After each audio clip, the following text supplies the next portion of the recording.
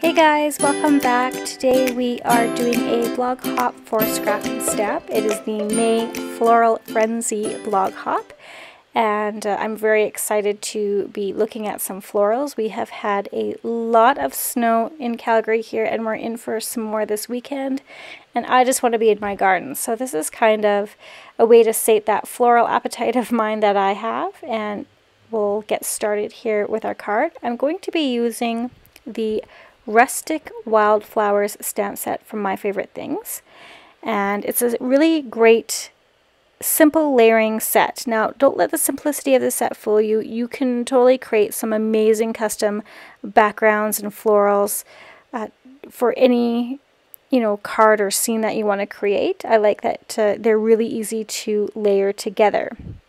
Now I'm also using a ton of distress inks, and I will have those linked on the blog. So go ahead and click down below to head over to the blog. There will also be a chance to win a $50 gift certificate from Scrap and Stamp. So make sure that you head through all the blogs and leave some comments for our fantastic design team.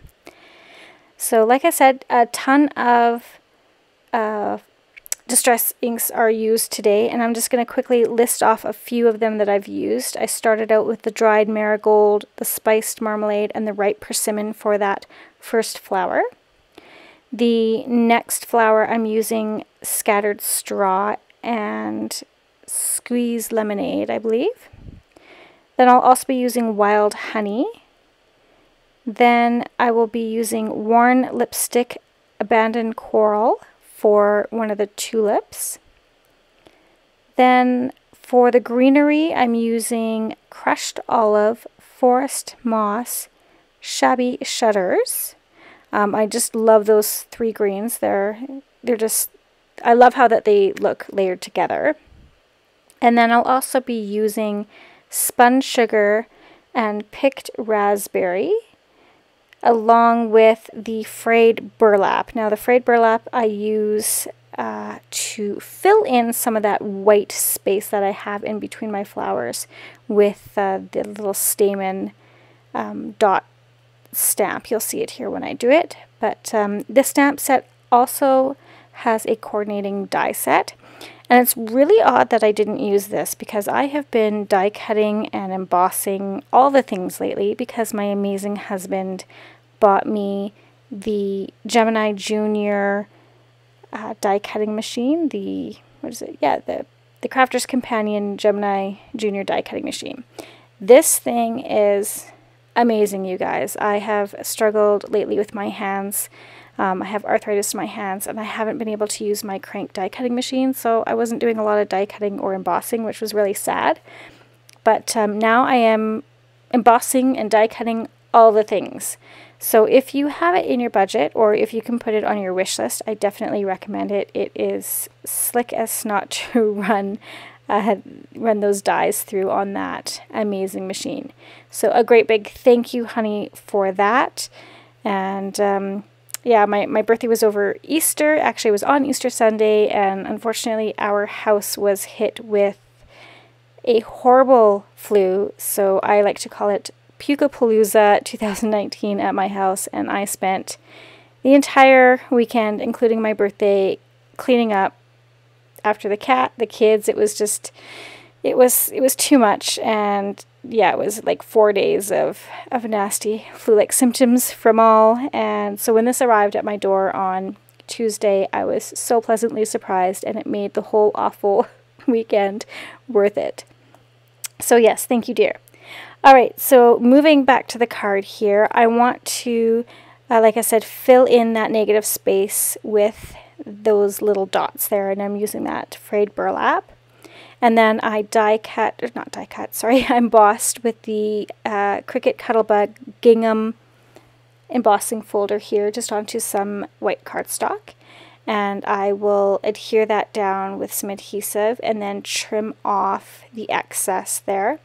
Now typically I use my trimmer that has the wire guide, but I find that with textured papers or embossed papers, it actually can rip and tear a little bit. The little slider doesn't like the texture. So the guillotine trimmer works really well for these textured or embossed papers. Now I looked through my stash and I had one Mother's Day stamp, sentiment stamp. And I didn't like it for this at all. It didn't go. So I decided to pull out my silhouette machine, as I didn't even have any die cuts that would work for this. So I pulled up my silhouette machine and I just cut out some letters here to create my own mom sentiment, and I cut each letter 3 times and then layered them together just to add some dimension to that. And then what I'll do is I'll run these letters through my Xyron sticker maker here. This is a great tool to have, as well as it adds like a really nice strong adhesive to the back. If I was thinking a bit more, I might have actually done it through my larger Xyron and done a larger piece of cardstock and then cut it out, but this worked better for me. I'm using my bone folder here just to really burnish down that adhesive material onto the back, and sometimes I find you get little strings, so just going around the edges and making sure that it adheres down and I don't get too much adhesive strings, as I like to call them. I'm just cleaning it up here with my little spatula knife. So going ahead and I will lay those down on top of that gingham embossed piece there, and that adhesive works really well on textured papers. And definitely a must-have for these sticky pieces is some reversible tweezers. I find that works really well to lay those in place nicely.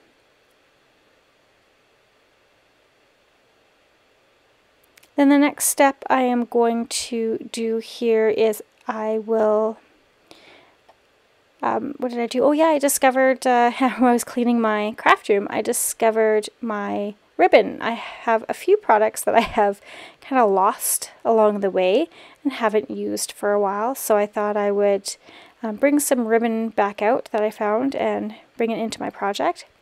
And what I really like about this ribbon is there is adhesive already on the back of it, so that makes things quite simple for me.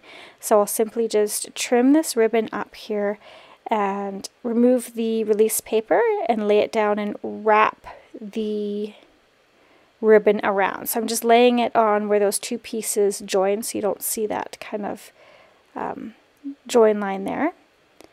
Press that down.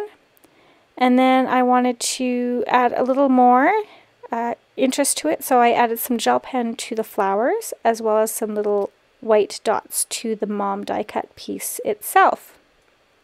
And then from here, I love how that looks, coordinated really well with that ribbon. So added a few gel accents onto those pens onto the flowers, and then I'm using some strong score tape here to adhere that panel onto a top folding card.